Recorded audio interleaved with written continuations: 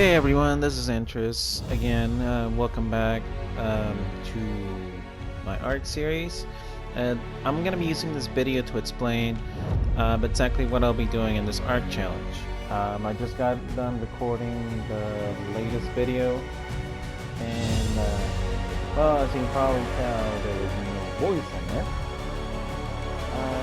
because apparently I had the microphone audio off for video clips. I had only turned it on for broadcast, which is why you could hear on previous videos, but not on the latest. There was something new I was trying out, and I didn't actually have a video before uploading it, and that was my bad. So to summarize what happened in part 3 was I was simply looking for dossiers, but I gave up halfway because I saw that I was going nowhere with a GPS and fabricator. And I thought in order to get started, I was going to need gasoline, and if I was going to get gasoline, I was going to need oil and hide for my refining forge. I already had the hide, so I just needed to look for the oil spawn. And as you could see, I found it. I fought some things along the way. I think it was just one shark actually, and my circle did pretty well. I did manage to fix the difficulty issue. All I had to do was set the difficulty from 6 to 1, which makes no sense. But anyway, I ended up getting oil, and as you saw later in the video, I was almost home. Okay, I was almost home, and everything just went down from there. I don't need to explain what happened, but if you haven't watched the video, you might as well just watch it. I'm not gonna spoil it for you. Anyway, also you may have noticed that the dinosaur behemoth gates, and I think it's about time that I set down some ground rules. Okay, like I've been going back and forth on how I was gonna do this art run, and I think it's I should post this video to finally set the ground rules. And I'm gonna be sending this video first so that everybody else can watch it. Now, if you're watching this video first, you're probably gonna wonder what happened in the video I just described. Sorry in advance, that's full. But I was describing it here because it happened like just minutes ago, and I noticed that it didn't have a voice. I didn't watch my video before uploading it. It took about a while. It took about like so. Yeah, next time I gotta learn to watch my videos. It's just to see if anything went wrong. But anyway, I'm gonna make a timestamp just in case. So to begin the explanation, because I'm just babbling. Anyway, what I'm gonna be doing for this art series is 3 things. I got it written down here on my Twitch channel, but if you don't follow my Twitch, that's fine. I'm just gonna read out loud what I'm doing. Like, first, I should explain the settings. That's number 1. The difficulty needs to be 6.5 because apparently on other settings that brings the natural one of dynamo in 1 and that's the setting that I need. Was it 6.5 or was it 6? I honestly can't remember. But as I learned just today, having a difficulty of 1 is the best I can do. It brings dino levels up to 120. Like you'll see in the beginning of the latest video, which is part 3, that I find a 115 dodo. It's a blink and you'll miss moment, so it's okay if you don't see it. But yeah, I'm gonna set the difficulty down to 1, and it's gonna be difficulty 1. It's gonna be a multiplier of 5, harvesting times 10, taming times 15, hatch times 30, and maturing times 50. No single player settings because that gives you more aim zones. for one, and it also, I believe, it reduces the difficulty, and it's gonna throw off the settings I put in here, I think. So I'm not gonna risk that.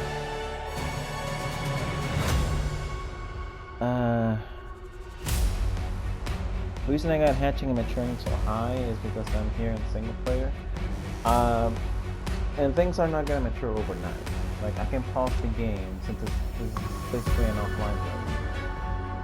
And the game pretty much pauses when you log off. So you're gonna start back up and go work. So you can't leave dinos maturing overnight because they're just gonna be in the same place they were when you log off.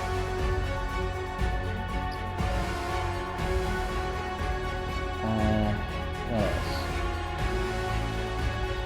So yeah, the hatching times, maturing times are sped up for my own convenience, and that's gonna bring me to number 2 actually, which is no shooting. Now, there's gonna be a lot of buts in this rule because I'm gonna be using creative mode, as I've said in an earlier video, for up to stone structures, so that only fairies and gigas can destroy them. I'm gonna be using creative mode for like a lot of things, for big projects. Like let's say building a new base. Let's say I'll be using creative mode because I can't be bothered to grind for all those resources despite the harvesting being turned up. Now, the harvesting I did turn it up because of the smaller projects. Like let's say I find an ascendant data or even a land sample that's actually good. That to me I would consider a small project, and I would grind the land for those. And that includes up to a single. Like it may be a lot of mats in it, but at least I know how many I'm supposed to be getting because it tells you right there on the blueprint. On the other hand, when you're building a base, you don't know how many mats you're gonna need because you don't know how many foundations you're gonna need or how many stone gateways you're gonna need. That's the major reason, really. I won't be using creative mode though. I do plan on building at least 3 bases, all 3 close to the obelisk. Like right now, the beach base I have going on right now is by the red obelisk, and I'm gonna be building one, but I already built one by the green base, and I'm gonna be building one of the snow biome. Like first 2 bases I mentioned are not very that big, but I plan to make the blue obelisk base my biggest project because that's where a lot of dangerous things are. So I want to be well protected. Anyway, as back to the no cheating clause.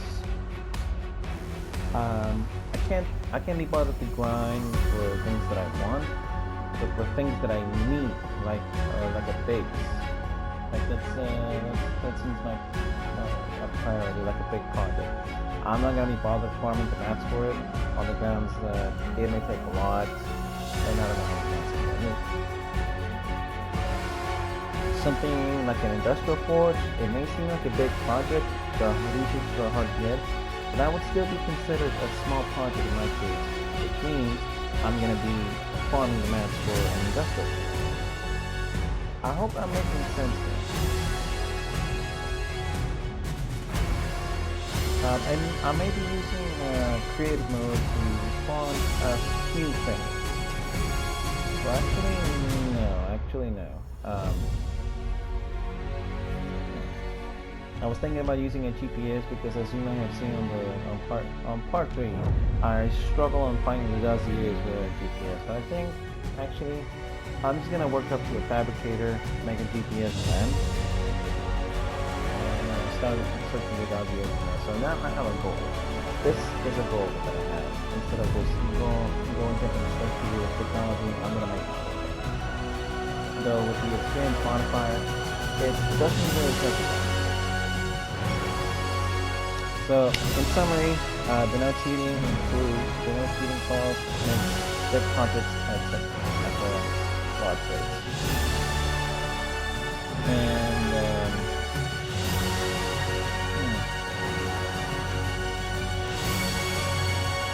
probably some things that just can't be modded, like the human characters, basically like traps. So let's put that out there right now. I won't be farming for mats for traps and large bases. I'll be using creative mode for those two particular scenarios. Everything else will have to be built on my own. Alright? Alright.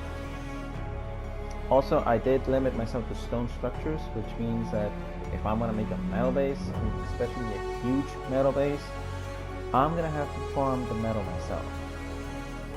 So that's the challenge, and it removes some of the ground. Now, I mentioned the Dossiers earlier, and this is gonna be number 3. The objective for each story now is to collect the Dossiers and fight bosses. Now, I think the Megapithecus, despite being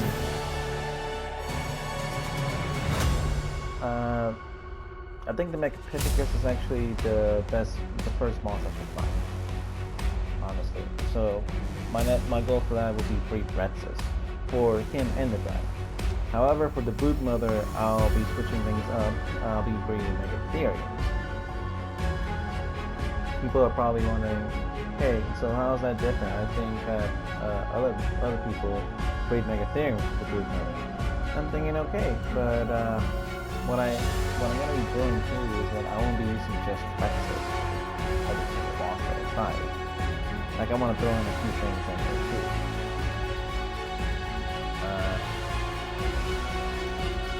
Just to add to the challenge a little, like, it may be a bad idea, but that sometimes bad ideas are worth it.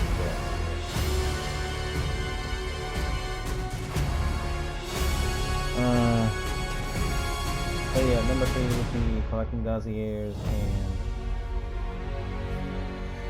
and battling bosses. Those are the 2 main things that I'm going to be doing on each and every map. And I mean the story arcs, which are the island, as you see on the screen, then Scorched Earth, Aberration, and Explaing. As of now, I don't have Explaing yet, but I do plan on buying by the time I'm done my whatever. Also, I do know that Genesis is dropping pretty soon. I think on February 25th.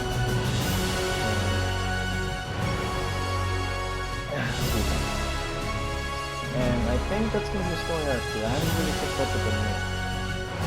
And with the PS5 coming out this year, my goal is to get the whole series done by the time ARC drops PS4 support, because I know it's going to be good. Like, a lot of games drop support for... a lot of systems drop support for many of their games. Like, Sony has dropped PS3 support for Final Fantasy XIV, which I currently play. And I'm sure someday they're going to drop PS4 support in favor of PS5. So I'm thinking the same way they're probably going to drop PS4 support for ARC in favor of PS5. I'm not sure when. No one's even mentioned this. There's no news about this anywhere. I'm just speaking from personal experience. Maybe they won't. Maybe they will. My goal is, just in case they do, is to get Island, Scorched Earth, Aberration, and Extinction done by the time that happens, if at all. Okay, so I believe that pretty much covers the purpose of this video. I'm going to be putting this video first, before all the others. So hopefully this gives you a brief explanation of what I'm going to be doing in part 2. Alright, this is Sanchez, speaking from the future, or the past, depending on when you're watching this. See you in it.